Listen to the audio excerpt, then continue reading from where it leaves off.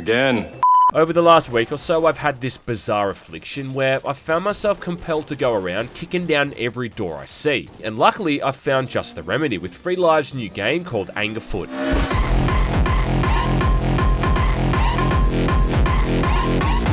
A game about a man with a similar predilection to removing doors off their hinges with the bottom of his feet.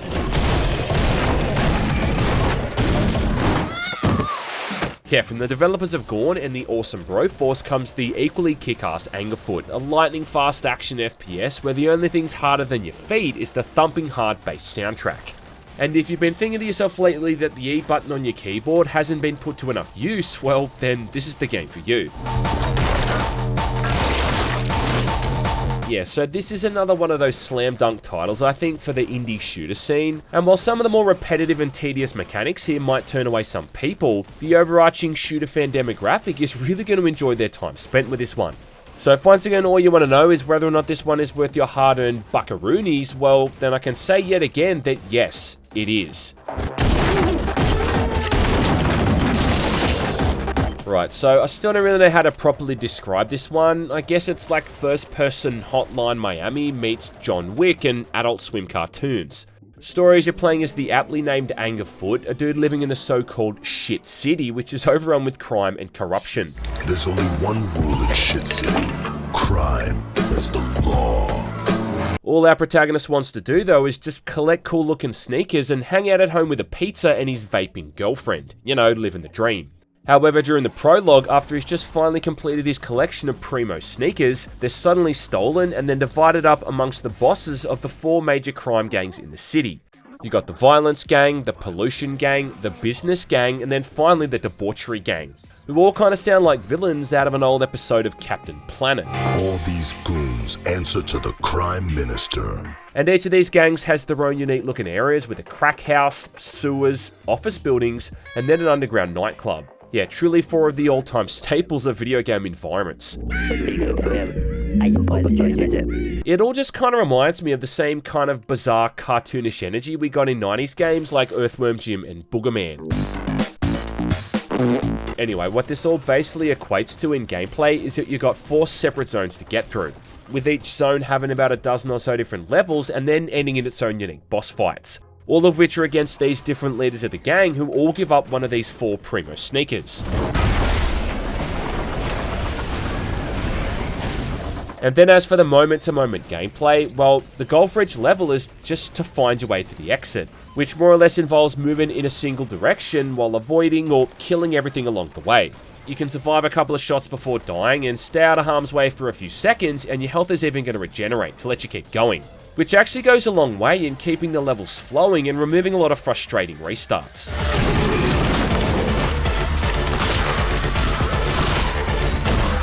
Seeing as it's common knowledge that door handles are for losers, every door between you and that next room has to be kicked down.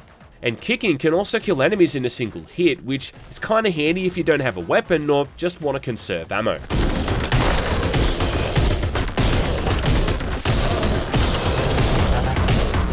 And speaking of weapons, they've really gone for a whole quality over quantity kind of lineup, with the 3 main ones you'll be using being the pistol, an SMG, and a shotgun. Now the pistol is by far the most common and has a low ammo count, but is the most accurate, making it really handy for firing in quick succession.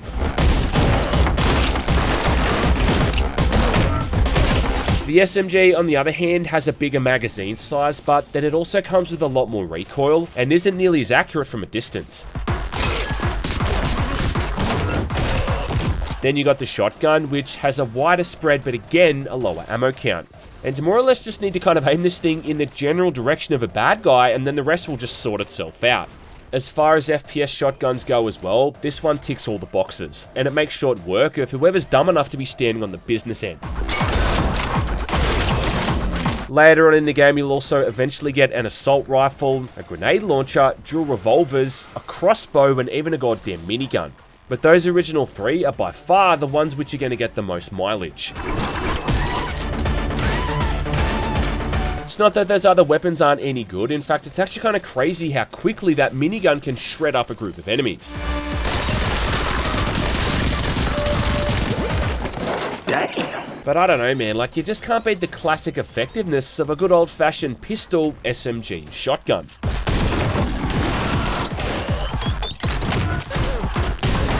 About the only weapon I just found to be really piss weak here was the flamethrower, which genuinely might be one of the worst flamethrowers I think I've ever seen in a video game. I mean, this thing does everything you'd expect a flamethrower to do, but the only issue is that it doesn't seem to affect enemies hit by the fire, and they'll still run right through this stuff like it's a slap on the ass. Which, you know, just kind of removes that whole crowd control element you'd really expect and want a weapon like this to have. Not to mention as well that it just kills the pacing when you gotta stand there for like 10 seconds waiting for that fire to dissipate so you don't burn your feet.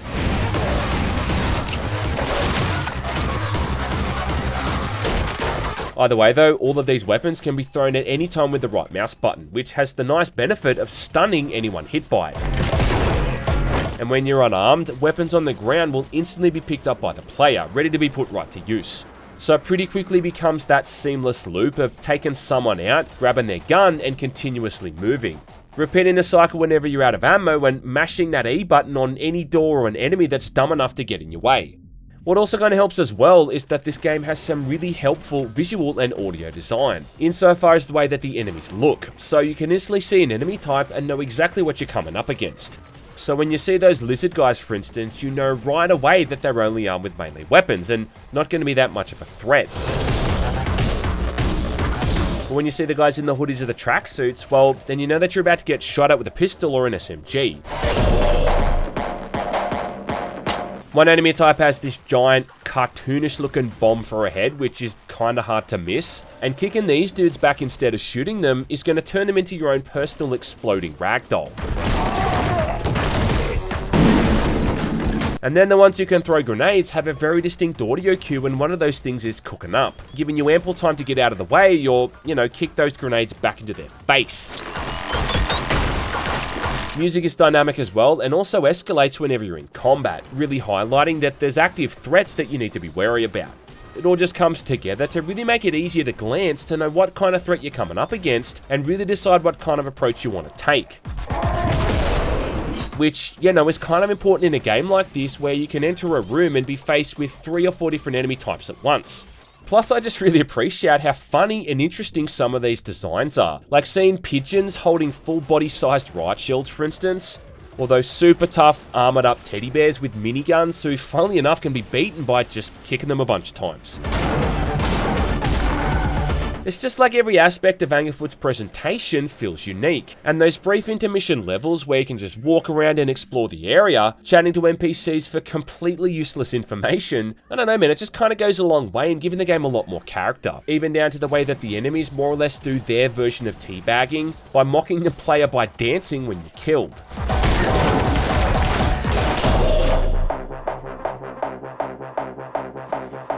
I think the biggest compliment I can give here is that this thing is running in the Unreal Engine 4, but it doesn't look like it.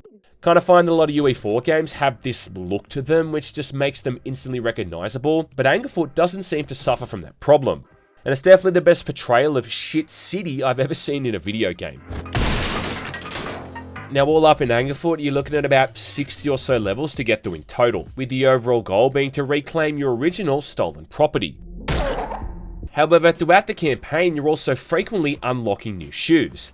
You start off with only a basic pair, which offers up pretty much no benefits at all, but then the further you get into the game, the more you eventually start to unlock. The way it works here is that you get a single star for beating a level, but then each level has a couple of optional requirements for a further 2 stars, and then with every 5 stars in total, you unlock a new shoe. It's kind of similar to the masks in Hotline Miami, with some of these giving you really useful benefits and perks, whereas others just kind of seem to be there for novelty value. One pair of shoes, for instance, makes it so that every door you kick in explodes, blowing up anyone standing on the other side. Now this is pretty cool visually, but often more dangerous than it's worth, considering you also take splash damage from that explosion. There's a pair of shoes that gives all the enemies giant heads, making headshot requirements a lot easier, and also reminded me a lot of playing GoldenEye 007. Another pair of shoes completely messes with the gravity to the point where you can outright glide around levels, and props and enemies float in the air like in Max Payne 2 when you maxed out the bullet time meter. I also appreciate the size 3 shoes, which greatly reduces the player's height, kind of making it feel like you're now playing the game as some kind of murderous gnome, and really letting us see what the world looks like from Dave Oshry's perspective. And then probably what's going to be one of the best shoes for speed runs with the Rage Runners, where you get this short burst of adrenaline every time you kick a door down, making it really handy when you're going through rooms quickly.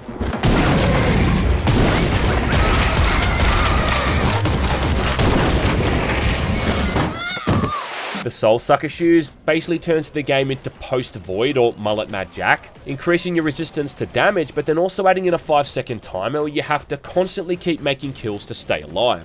Which honestly makes it a really fun and alternative way to play the game, constantly forcing you to play aggressively, but then also allowing it, reducing the chance of being killed so often and letting you really powerhouse your way through the levels.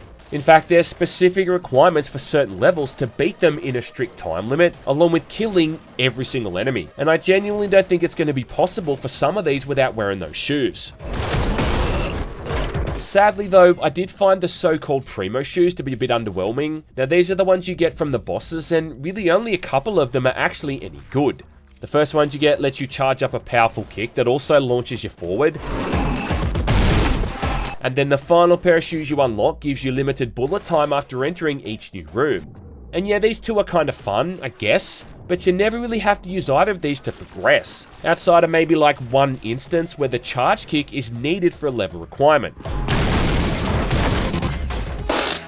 As for some of the other shoes, well, some of those are also completely pointless. And it is kind of annoying, to be honest, to be working towards that next unlockable, only for it to be something as useless as a pair of fucking clown shoes. My disappointment is immeasurable, and my day is ruined. The stilettos, for instance, add in this weird mechanic where bullets no longer kill enemies and instead only stun them. So throwing your weapon at enemies is the only lethal option. But again, like outside of a couple of levels where you have to wear them to earn a star, I can't imagine why you'd ever bother. One unlockable is a pair of pluggers or flip-flops, and this makes all the enemies drunk and less accurate, which, yeah, sounds awesome on paper, only it also has that same effect to the player, you know, completely removing any benefit that might have had.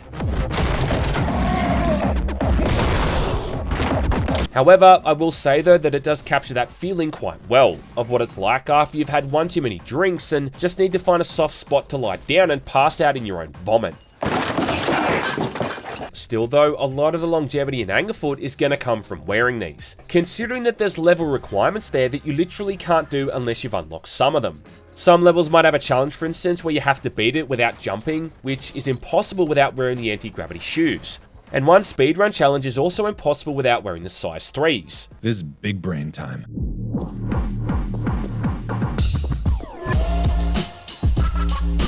Oh yeah, man, and speaking of these challenges, a few of these just seem absolutely fucking sadistic. Like the ones where you need to beat an entire level without taking a single hit. Yeah, you know, in the same level where there's going to be a couple of dozen rats armed with butterfly knives chasing after you. Or some of them where you need to get through them without killing a single enemy. Again, in another level where you get rushed by like a bazillion blade-wielding rats. You can also bet your bottom dollar that if there's going to be a requirement for a certain amount of kills or headshots, that you have to do it without missing a single enemy. But you know what? It's like, in the game's defense though, that's really the only way they could have included any serious longevity. Considering otherwise that most people are just going to blast their way through this thing in about 4 or 5 hours. You know, that being 4 or 5 hours of often repeating the same stages numerous times. And that's also definitely one major thing worth mentioning about Angerfoot 2, is that it's very much a game focused around trial and error. Don't let that camera perspective fool you, man. This is not a boomer shooter in any sense. It's not even like really any other shooter that's come out this year. It really is much more akin to something like Hotline Miami, where death can be sudden and often as well completely fucking confusing, where you just sit there staring at that game over screen trying to figure out what happened.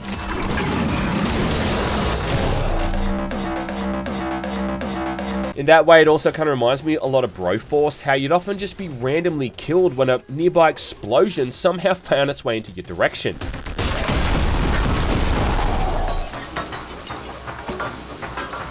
And that is again what Angerfoot often feels like. It's kind of like you're at the mercy of this chaotic evil experience, where physics, random AI, and all these mechanics feel different every single time you attempt a new run.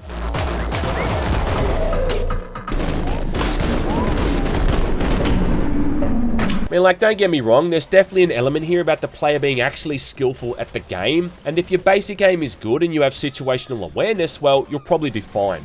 But also, a really big part of it is just knowing what you're getting yourself into level to level, because you're never really going to know what's around that next corner the first time you play it, which results in lots of deaths that you quite literally can't see coming. I think the proper term for this is rote memorization. Basically, it's like the idea of just doing something over and over until it all finally starts to click. And although you'll definitely get through some of these levels on your first attempt, where Angerfoot really shines is when you go back and replay through these with the foresight of knowing what's ahead. You might look at some of the clips in my video and think I'm making the game look pretty easy, but what I'm not showing you is the 20 runs that happened prior to that, before all the pieces finally fell into place. Where I finally got into that perfect groove of knowing which weapons to pick up, which enemies to focus on, not to mention the actual route I needed to take, considering how easy it is to often get confused during all the chaos. And I just think it's pretty important to mention all of this, because I'd wager that people looking at this gameplay in action are going to think that it looks like an absolute blast. Which it is, but that cathartic feeling of finally blitzing a level isn't something that's going to happen right away. I mean, let's just be honest, you're going to die a lot here. Countless times. And the further you get into the game, the more challenging it's going to become, as some of those later levels are absolutely insane in the kind of situations you start to get thrown in. Now, having said all of that, is that a bad thing? No, absolutely not, and all of this is by design. I mean, there's even a button on the keyboard bound to instantly restarting the level when you screw up. I guess my point, though, is if the premise of having to replay something a dozen times before you finally get it right, for the 60-odd levels all up in the entire game, doesn't sound like your cup of tea, well, then I don't think anything else I'm going to say here is going to convince you otherwise. What's actually kind of funny as well is that I found the boss fights to be the easiest parts of the game. And with the exception of one of these, I beat them all on my first attempt, which is actually pretty shocking considering otherwise how long some of those standard levels bogged me down. Still though, complaining about a trial and error game that is literally designed around trial and error is kind of dumb, I get it. It's like complaining about grass being green, water being wet, or, your mother being a trollop. And about really the only major issue I had with Angerfoot is just how random the physics can often be.